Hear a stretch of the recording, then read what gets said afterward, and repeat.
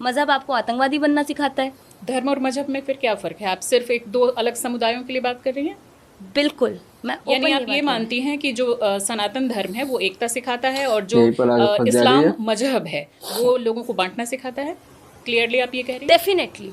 इस पर आप कायम हैं? बिल्कुल मैं कायम हूँ। उसका रीज़न है मैम, क्योंकि जब आप नहीं मैम रीज़न दूंगी मैं इस बात का। बोलिए।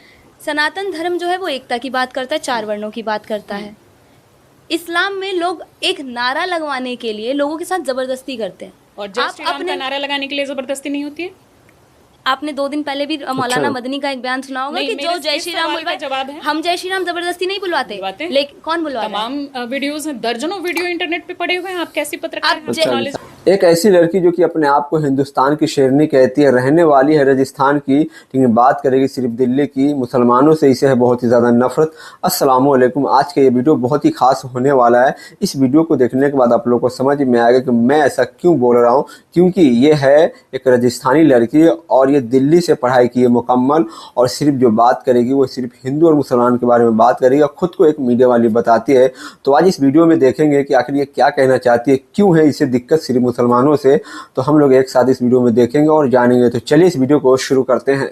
है क्योंकि वो बहुत आश्चर्य से देखते हैं और इस वजह से भी कहीं ना कहीं हमारे अंदर पिछड़ापन आता है। क्या सोचती हैं आप इस पर? जो लोग कहते हैं कि अपना धर्म बताना या फिर अपना वर्ण बताना, मैं जातिवाद के सख्त खिलाफ हूँ। कास्टिज्म को मैं सपोर्ट नहीं करती। मैं वर्ण व्यवस्था को मानती हूँ जो मेरे सनातन धर्म ने दी। 4 वर्ण, ब्राह्मण, क्षत्रिय, शूद्र, वैश्य, मैं चारों वर्ण को मानती हूँ। अगर आपको लगता है अपना धर्म बताना और अपना वर्ण बताना आपके लिए शर्म की बात है, तो मैं आप लोगों से यही बात कहना चाहूँगी जिन्हें लगता है, क्योंकि मैं मेरी नज़र में मॉडर्नाइजेशन में और वेस्टर्नाइजेशन में ज़मीन आसमान का फ़र्क है। आप मॉडर्न बनिए और वेस्टर्न बनने पे अगर आप अपने कल्चर को पीछे छोड़ रहे हैं तो आप बहुत गलत कर रहे हैं, क्योंकि लोग यही चाहते हैं जो आपको तोड़ना चाहते हैं। या फिर जिस तरीके से मैं आपको अगर हिस्ट्री में लेके जाऊं, जिस तरीके से मुग़लों ने भारत में जब आक्रमण किया, उन्होंने सबसे पहले एक चोट आपके कल्चर पे करी। क्यों नालंदा को जला दिया गया?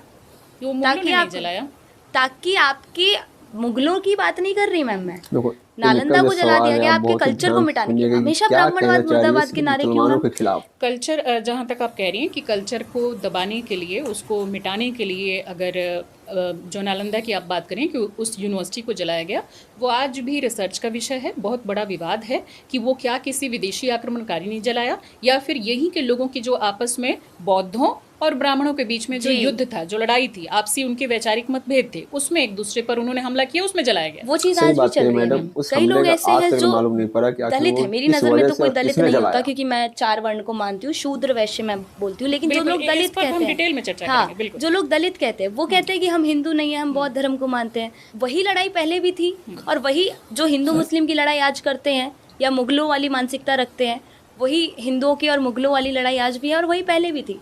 जब दोनों ही जगह से आपके कल्चर पे ही चोट पहुंचाई जा रही है, क्यों आप सनातन को ख़त्म करना चाहते हैं?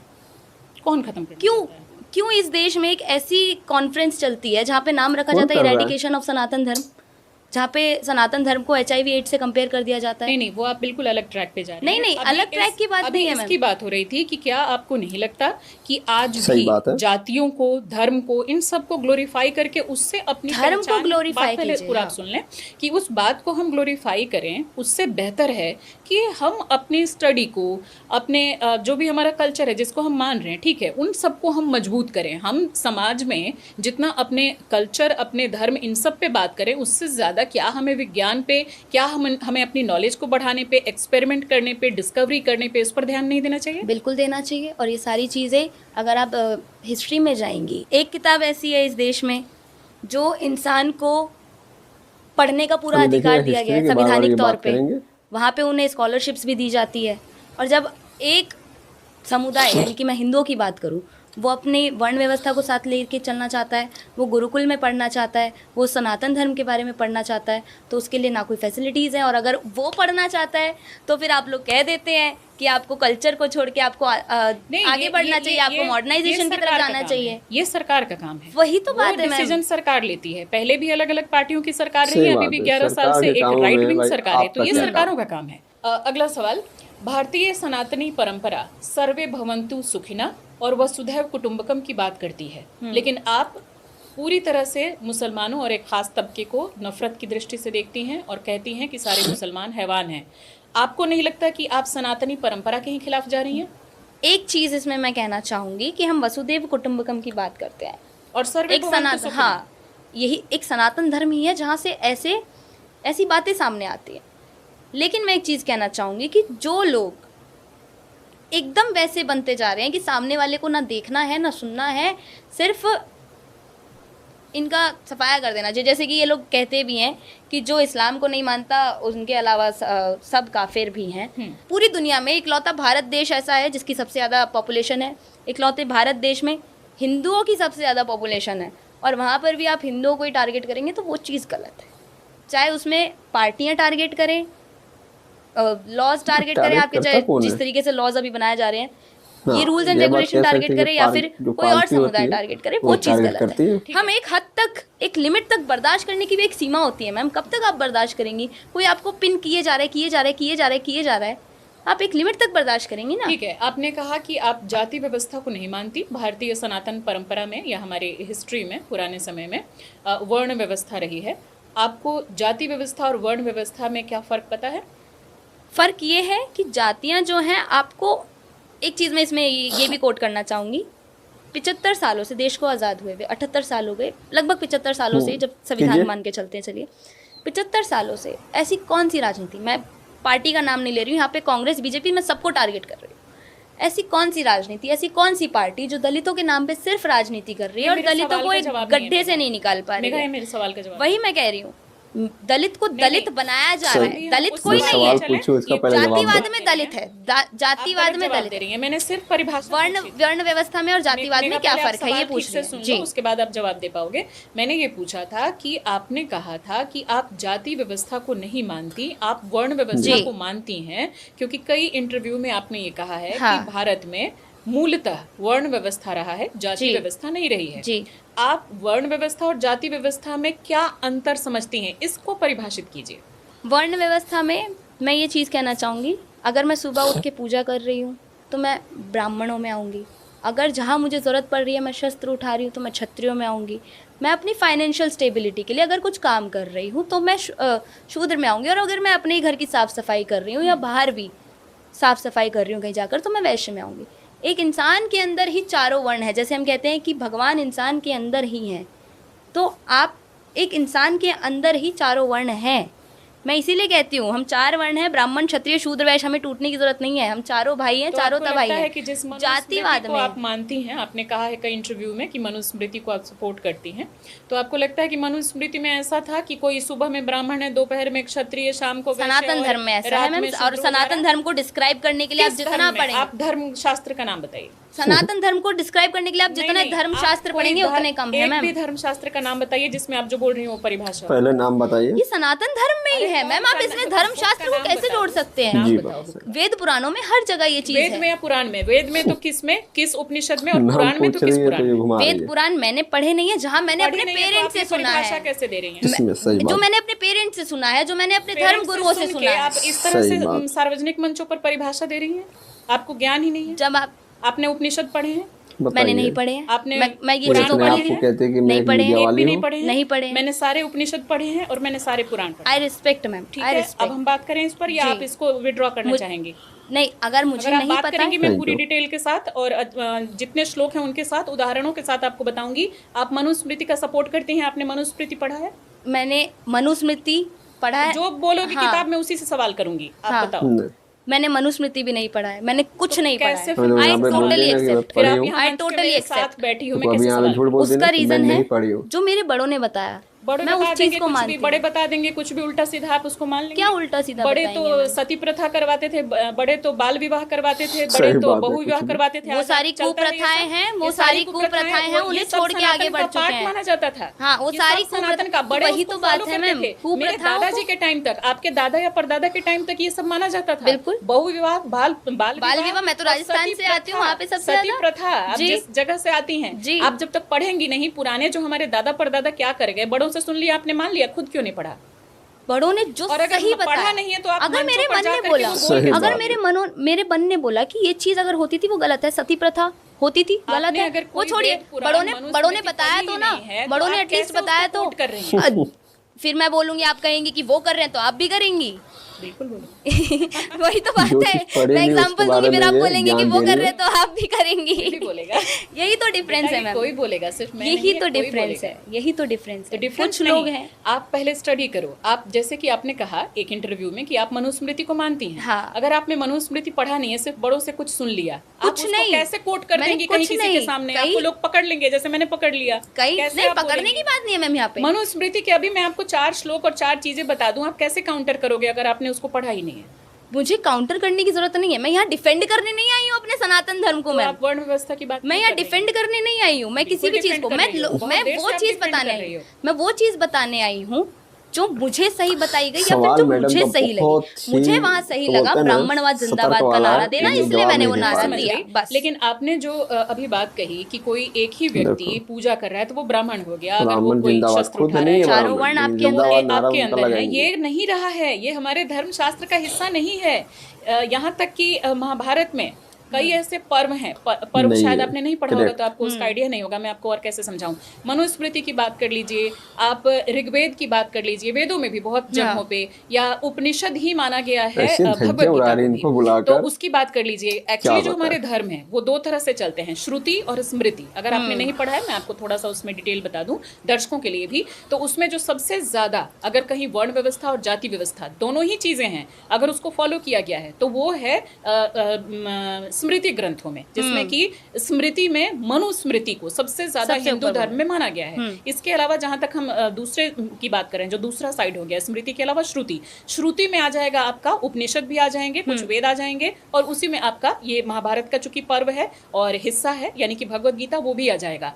दोनों में ही बहुत अच्छे तरीके से ठूस ठूस के पूरे श्लोक है मेरे पास, पर्वों के साथ उसमें वर्ण व्यवस्था, जाति व्यवस्था को कहा गया है। अगर कान में कोई श्लोक सुन ले रहा है और उसको मनुस्मृति कह रहा है कि अगर शूद्र ने श्लोक सुन लिया, कान में शीशा पिघला के डाल दो।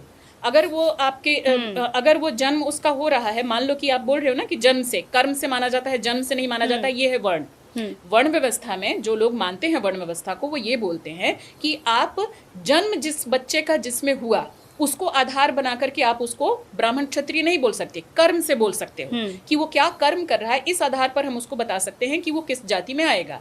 लेकिन इसको पूरी तरीके से बायसनेस के साथ मनुस्मृति प्रोजेक्ट करती है, यहाँ तक कि कुछ वेद भी इसको प्रोजेक्ट करते हैं, और बहुत से ऐसे धर्मशास्त्र हैं जो कि प्रोजेक्ट करते हैं, जो कि बता रहे हैं कि अगर कोई ब्राह्मण व्यक्ति है, 4 स्त्रियां हैं, एक उसने ब्राह्मण स्त्री से शादी की है, एक क्षत्रिय स्त्री से शादी की है, एक वैश्य से और एक शूद्र से शादी की है, चारों के मान लीजिए बच्चे पैदा हो रहे हैं। पहले तो लोग बहुविवाह करते ही थे, बिल्कुल। मान लो 4 अलग अलग महिलाओं से उसने शादी कर रखी है। जो ब्राह्मण का बच्चा होगा, ब्राह्मण ब्राह्मणी का जो बच्चा होगा, वो जन्म से ही ब्राह्मण हो जाएगा और उसको सारी फैसिलिटी मिलेंगी। जो ब्राह्मण और क्षत्रिय का बच्चा होगा, वो माँ के अनुसार क्षत्रिय कहलाएगा। जो ब्राह्मण पुरुष और वैश्य स्त्री का जो बच्चा होगा, वो वैश्य कहलाएगा, वो ब्राह्मण नहीं कहलाएगा, वर्ण शंकर कहलाएगा। वर्ण शंकर समझ रही है ना, वर्ण संकर, शंकर भी नहीं बोलेंगे उसको, संकर, हाइब्रिड, यानी कि दो के जो दोनों मिक्स होकर के कुछ हो समझ में जाए। नहीं और आ अगर रहा, उसी लेकिन ब्राह्मण हाँ, की कर जो रही है। शूद्र स्त्री से भी मान लो उसने शादी की है, एक तो वो अलग रखी जाएगी, उसको वो रिस्पेक्ट नहीं मिलेगा जो कि उस ब्राह्मण स्त्री को मिलेगा। धीरे धीरे उनकी हायरार्की डाउन की जा रही है। उसका जो बच्चा होगा वो शूद्र कहलाएगा, और अगली 7 पीढ़ी तक अगर वो बच्चा किसी ब्राह्मणी से शादी करता है, उनकी जो संतान होगी 7वीं पीढ़ी के बाद उसको ब्राह्मण की कैटेगरी में लाया जाएगा। उससे पहले उसको वो अधिकार नहीं मिलेंगे जो उसी के अपने भाई बहनों को मिलेंगे। इतना ज़्यादा हायरार्की का डिफरेंस रहेगा एक ही पिता से पैदा हुए 4 बच्चों में। सिर्फ इतना ही नहीं है, उसकी पढ़ाई लिखाई भी अलग तरह से कराई जाएगी, अलग गुरुकुल में वो जाएगा, उसको अधिकार भी बहुत कम मिलेंगे, उसको अपने पिता से जो संपत्ति प्राप्त होगी उसमें भी डिफरेंस है। और ये तो चलो मान लिया कि एक व्यक्ति ने 4 महिलाओं से शादी कर ली है अलग वर्णों की, नहीं, इसके अलावा भी उनकी बस्तियां अलग हैं। उनकी बस्ती में ये लोग नहीं जाएंगे, वो इनकी बस्ती में नहीं आएंगे। उनकी छाया, अगर किसी ब्राह्मण पे शूद्र की छाया पड़ गई तो उसका भी उनको जाकर के उनको स्नान करना पड़ेगा, उनको लात मार के भगा दिया जाएगा। इस पे मैं इतने बुरी तरीके से उनके साथ ट्रीट किया गया है, और आप बोलती हैं कि आप जाति व्यवस्था नहीं, मैं एट दी नहीं है। एट और वही तो बात है, मैं दलित 2 मिनट का एग्जांपल दे रही हूँ। आप अगर पूरा पढ़ोगे ना मनुस्मृति, मैं दावे के साथ कह सकती हूँ कि जिसको आज आप ग्लोरीफाई कर रही हो, जिसको आप फॉलो कर रही हो, उससे नफरत हो जाएगी आपको। मैं वो मनुस्मृति नहीं पढ़ूंगी मैम जिसमें आप पढ़ोगे ही ये पढ़ोगे ही नहीं, कैसे ये वाला आप डिफाइन करेंगी। मैं नहीं एक्चुअल पढ़ोगे, आपकी नॉलेज सीमित है। सही बात है। नहीं नहीं मैं खुद जो ब्राह्मण हकीकत माता है, पिता की संतान वो हूँ। इन्हें जी, नहीं मम्मी चाहिए। तिवारी हैं, पापा पांडे जी। हैं। इसके बावजूद मैं बचपन से ऐसी रही हूँ। 9th क्लास में डिसाइड हो जाता है I सरनेम। totally respect. मेरे नाम में आपको सरनेम नहीं मिलेगा। मेरा जी। नाम है श्वेता जया। मैं श्वेता जया पांडे पिता का नहीं, श्वेता जया तिवारी माता का नहीं। जी। मैं कुछ भी सरनेम नहीं लगाती, बात क्योंकि मुझे इतनी एक है। हिंदुस्तानी, एक भारतीय होने पे गर्व है। मैं संविधान को मानती हूँ। संविधान में डेफिनेटली कुछ चीजें ऐसी होंगी जो कि सही नहीं है, और वो धीरे धीरे चीजें चेंज होती हैं। न जाने कितने उसमें चेंजेस किए गए हैं संविधान में। इसमें एट द एंड में इतना ठीक कहूंगी है, मैम, तो आप थोड़ा आपको माइंड सिर्फ अपना भारतीय होने वास्ट पे करें। गर्व है। आप एक मुझे इंसान होने पे भी गर्व है। मुझे मैं सनातनी होने पे भी गर्व है। मैं कोई भारतीयवादी नहीं हूँ, मैं सनातनवादी नहीं हूँ, मैं इंसानवादी हूँ, मैं मानवतावादी हूँ। एक चींटी भी मेरे हाथ से मर जाए ना, मैं शुद्ध शाकाहारी हूँ, एक चींटी मेरे हाथ से मर जाए मुझे उसका अफसोस होता है। मैं ये नहीं कहती कि मैं गाय को नहीं, मैं सुअर को नहीं हिंदू मुसलमानों की तरह, और मैं बकरी मार के खा लूंगी, या मैं अंडे खा लूंगी, या मैं मुर्गी मार के खा लूंगी। पूरी तरीके से मैं इन सब चीजों के खिलाफ ये हूं। शाकाहार की अगर बात की ठीक है, जाए सिर्फ तो ये शाकाहारी इन नहीं, स्टूडेंट्स ने और भी जितना ज्यादा से ज्यादा हाँ। हम जीवों पर दया कर सकें, हमें मानवतावादी होना पड़ेगा। सिर्फ सनातनी होने से, मुसलमान सिर्फ होने एक से तबके काम को नहीं चलेगा। मानवतावादी होने से कोई फर्क नहीं सबकी पड़ेगा बात मैम। कर रही हूँ मेघा, मैं किसी सब एक होते की ही बात तो नहीं है कर मैम, रही यही हूँ। तो हम उस चीज प्रॉब्लम के लिए है। उनको प्रोवोक करेंगे ना, हम सब इस चीज होते के ही लिए तो उनको नहीं प्रोवोक है। करेंगे, रिक्वेस्ट अगर करेंगे ना। एक इंसान शस्त्र उठा सकता है, आप एक बात बताओ, एक आपको हम गोली किसी को मार सकता है। इंसान बनने के लिए प्रोवोक करें, उनको उसके लिए हम ज्यादा से ज्यादा रिक्वेस्ट करें, उनको तरीके बताएं, उनका दिमाग उस तरह से डेवलप करें, एक इंसान होने के मैं लिए इतना- या फिर गोली मारने के लिए, क्या नहीं, करना चाहिए? वही मैं एट द एंड में इस पे इतना ही कहना चाहूंगी। मैं सनातन धर्म को मैंने जितना जाना है, मैंने जितना सुना है, या फिर मैंने स्कूल कॉलेजेस से लेकर अब तक जितना भी पढ़ा है, सनातन धर्म आपको इंसान तो बनाएगा ही बनाएगा, लेकिन जब बात ज़रूरत पड़ने पर शस्त्र उठाने की आएगी तो वो आपको वो भी सिखाता है, और धर्म आपको एवं उठाना चाहिए। हतोहंति धर्मो रक्षति रक्षता। हाँ। धर्म को आप सिर्फ हाँ। उस हिसाब से देखो जो आपके मानवता की रक्षा कर सके। ठीक है, इसको कभी भी किसी के खिलाफ नफरत आपकी के लिए मानवता की इस्तेमाल रक्षा मत करो। कर सके, नफरत वही के लिए इस्तेमाल मत करो। हम अपनी बात करें, हम एक स्टूडेंट होने के नाते, हम एक, मान लीजिए आप एक पत्रकार हैं, उस हिसाब से हमें क्या सोचना चाहिए? मेरी नज़र में आपको अपने धर्म को कभी नहीं छोड़ना चाहिए। धर्म को छोड़ने की बात नहीं हो रही है। प्रायोरिटीज किसको दें? धर्म को दें, धर्म को दें, स्टडी को ना दें, डिस्कवरी को ना दें, बिल्कुल विज्ञान को ना दें, बिल्कुल दें, क्योंकि धर्म ही आपको वो सिखाता है। और आप क्योंकि मैं अगर ओपनली ये चीज बोल दूंगी तो ठीक मैम है, फिर तो आप इस आपने- बात का कंफ्लिक्ट करेंगी। धर्म आपको डिस्कवरीज करना सिखाता है, धर्म आपको आगे बढ़ना सिखाता है, धर्म आपको एकजुट होकर रहना सिखाता है, मजहब आपको आतंकवादी बनना सिखाता है। धर्म और मजहब में फिर क्या फर्क है? आप सिर्फ एक दो अलग समुदायों के लिए बात कर रही हैं? बिल्कुल, मैं यानी openly आप ये बात कर रही मानती हैं कि जो सनातन धर्म है वो एकता सिखाता है, और जो यहीं पर आगे फंस जा रही इस्लाम है। मजहब है वो लोगों को बांटना सिखाता है।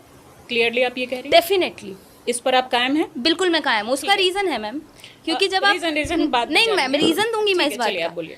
सनातन धर्म जो है वो एकता की बात करता है, 4 वर्णों की बात करता है। इस्लाम में लोग एक नारा लगवाने के लिए लोगों के साथ जबरदस्ती करते हैं। और जय श्री राम का नारा लगाने के लिए जबरदस्ती नहीं होती है?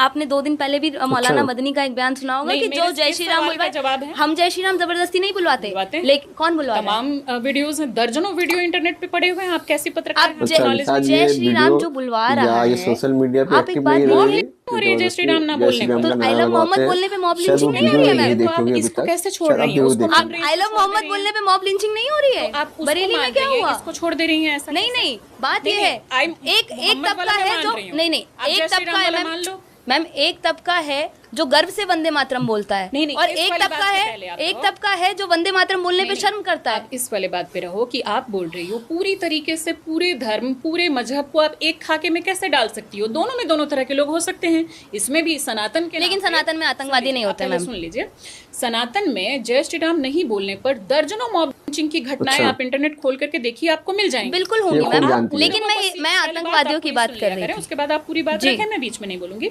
तो आप उन सबको सीधे तरीके से आप नकार दे रही हैं कि अगर वो जय श्री राम या कोई भी इस तरह का नारा लगा करके, या बजरंग दल वाले हो, या कोई भी इस तरह का पर्सन हो, वो इस तरह का काम करें तो आप उनको नकार दे रही हैं, और उधर जो लोग कर रहे हैं उनको आप पूरी तरीके से सामने रखना चाहती हैं। तो ये डिवीजन क्यों? ये एक डिवीजन मानेंगे दूसरे को क्यों नहीं मानेंगे? नहीं आप नहीं डिटेल में बताइए। नहीं, मैं ये कहना चाहूंगी, आपने कहा कि जय श्री राम बोलकर भी जबरदस्ती बुलवाया जा रहा है। इवन वंदे मातरम भी आप नहीं बोल रहे हैं, एक कम्युनिटी है जो नहीं बोल रही है, कह रही है कि अगर कोई जबरदस्ती वंदे मातरम बुलवाए तो उसे जूते मारो। मैं ये कहना चाहूंगी, मैं ये डिवीजन इसलिए रख रही हूँ कि हिंदुओं में जो है क्रिमिनल्स हो सकते हैं, क्राइम कर सकता है, पर हिंदुओं में आतंकवादी नहीं हो और जिन सकते लोगों हैं। पर आतंकवाद की धाराएं लगी फिर वो क्या था? मैम हिंदुओं में आदि नहीं लगी हो हैं धाराएं? सकते। क्या बिल्कुल कहेंगी? चल मैं रही वो हैं, पूछ रही हूँ। ये तो अंग्रेजों के टाइम अच्छा, से इसे चल ये रही नहीं हैं। मालूम कि गद्दार सबसे आतंकवाद ज्यादा हिंदुओं में है, और तो फिर आप वही ये तो कैसे कहती हूँ, क्रिमिनल गद्दार को सबसे क्या ज्यादा कहते हैं? हिंदुओं तो में फिर है। आप कैसे मैम, एक धर्म को गलत और एक धर्म को देखो, सही है, दूसरे मजहब को गलत, मैम फिर आप मैं किस अब आधार पे हिंदुओं मैं को ये गद्दार कह बताने रही हूँ लगे। कि सनातन धर्म में गद्दार हो सकते हैं, क्रिमिनल हो सकते हैं, रेसिस्ट हो सकते हैं, सब हो सकते हैं, पर आतंकवादी नहीं हो सकते। धर्म आतंकवादी पैदा नहीं करता। एक तरफ आप ये बोलती हैं अच्छा। धर्म आतंकवादी पैदा नहीं करता, मुसलमान भी बोलते चावल हैं और कि भात को ये क्या जो कहेंगे? बम ब्लास्ट कर रहे हैं सारे मुसलमान वो नहीं है, और हम उनसे इनकार करते हैं। उनकी तो लाशें लेने तक से उनके माँ बाप, उनकी कम्युनिटी के लोग इनकार कर देते हैं, तो वो लोग भी सेम बात तो बोलते हैं। मैम आप फिर भी same एक सही बात है। आतंकवादी के जनाजे में इतने लोग कहाँ से आ जाते उसी हैं के कश्मीर में? सपोर्टर होता है। आतंकवादी मानसिकता के लोग हैं, तो क्या पूरे मुसलमान आतंकवादी हो गए? मैम वही तो बात है ना कि आप पढ़ने वहां जा रहे हैं कि आपको पूरा अधिकार मिल रहा है वहां से, और लेकिन आपको वहां से मेरा बस हम्म। एक क्या सवाल आपको है, आप तालीम बोलो, कहाँ पहले से बोलो। मिलने तालीम कहाँ से मिल रही मेरा है? बस ये सवाल है कि आप किसी भी घटना के लिए मान पहले लीजिए इनका कि सवाल मुट्ठी का भर जवाब लोग हैं, दो किसी मैडम। में एक मुट्ठी है, किसी में 4 मुट्ठी लोग हैं, क्या उस आधार पर आप पूरी की पूरी कम्युनिटी को आतंकवादी या कोई भी एक रेपिस्ट या मर्डरर वैसा आप नाम दे सकती हैं? पूरी मैम मैं community ये को? कहना चाहूंगी, कि पूरी दो चीजें community मैं आपको खराब इसमें है? 2 एग्जांपल देती हूँ। चलिए, हाँ। पिछले एक हफ्ते से गौरी शंकर मंदिर चांदनी चौक में, आप पे ये खबर भी होगी आप कि एक पूरा सील कर example रखा पे जा रही है, हैं, आप एक पूरा example सील पर, कर हम रखा है। यहाँ नहीं overall नहीं बात कर रहे हैं। नहीं, मैं पूरा सील कर रखा है गौरी शंकर मंदिर। जब आतंकवाद का कोई मजहब नहीं होता तो फिर एक मंदिर को क्यों सील कर रखा है, एक मंदिर को क्यों टारगेट कर रखा है? और सिर्फ गौरी शंकर मंदिर नहीं, जैन मंदिर भी, दोनों मंदिर को टारगेट कर रखा है जब आतंकवाद का कोई मजहब नहीं होता। एग्जाम्पल पे जा रही हैं, मैं ओवरऑल अरे पूरे मैम। देश पूरे मजहब की बात कर रही हूँ। आप जब पूरे मजहब को आपने एक साथ टारगेट करके लपेट जब लिया, मस्जिदों तो पे पूरे मार टारगेट के किया पूरे जाता है, मजहब जब पे रहो ना। मस्जिदों आप में एक आग मंदिर लगाते एक हैं, मस्जिद तब पे ये कहाँ जाओगे तो रहती हमारी है? बहस लिमिटेड हो जाएगी। ये बहुत बतेरे एग्जाम्पल्स हैं मैम। हर बार राम मंदिर को उड़ाने की धमकी क्यों? आप लोग ने इस वीडियो को देख लिया और इस वीडियो के देखने के बाद आप लोगों को क्लियर समझ में आया होगा जो ये मेघा मैडम है वो किस तरीके से मुसलमान के खिलाफ बात कर रही थी, और इसके नज़र में सिर्फ सनातन धर्म ठीक है, जहाँ एक तरफ मुसलमान धर्म जो है वो इसके नज़र में सही नहीं है। लेकिन इसे खुद सनातन धर्म के बारे में कुछ नॉलेज नहीं है, ये कुछ भी कही जा रही थी, बिना सर और पैर का बात कर रही थी। इसे बस जो कहा गया था, जो ये सुनी थी, उसी के बारे में ये बात कर रही थी। ये तो किताब भी पढ़ के नहीं आती कि जिसके बारे में मैं बात करना चाहती हूँ या कर रही हूँ उसके बारे में पहले उस किताब का नॉलेज ले लूँ। क्या पता मुझसे भी कोई ज़्यादा पढ़ी लिखी हो और कहीं ना कहीं मेरे सवाल को वो पकड़ ले। और ऐसा ही हुआ, ये जो भी सवाल कर रही थी सिर्फ सर से ऊपर जाने वाला सवाल कर रही थी, यानी कि ये किताब पढ़ कर नहीं, बस इनके बड़े जो लोग थे जो इन्हें बता दिया गया था, बस उसको यही एक सच और हकीकत मान ली थी। लेकिन जब ये जहाँ गई थी बात करने के लिए, जो पोस्ट कार्ड पर इसे बुलाया गया था, उसे 18 साल का एक्सपीरियंस था और ये ठहरी 1 से 2 महीने वाली एक्सपीरियंस वाली। तो इसे क्या मालूम, वो जो भी सवाल कर रहे थे इनसे, ये हर सवाल का जवाब नहीं दे पा रही थी और हर सवाल इस पे भारी पड़ रहा था। और ये सिर्फ बात कर रही थी हिंदू और मुसलमानों के बारे में, जो ये हमेशा से करती है और अपने आप को ये हिंदुस्तान की शेरनी कहती है, रहने वाली है राजस्थान की, और बात करती है सिर्फ हिंदू और मुसलमान की। आप लोगों का क्या कहना है आप लोग नीचे कमेंट बॉक्स में ज़रूर बताना, और इस वीडियो को लाइक ज़रूर कीजिएगा और इस वीडियो को ज़्यादा से ज़्यादा शेयर कीजिए। चैनल पर नए हो तो चैनल को सब्सक्राइब जरूर कीजिएगा। फिर मिलते हैं एक नई वीडियो के साथ।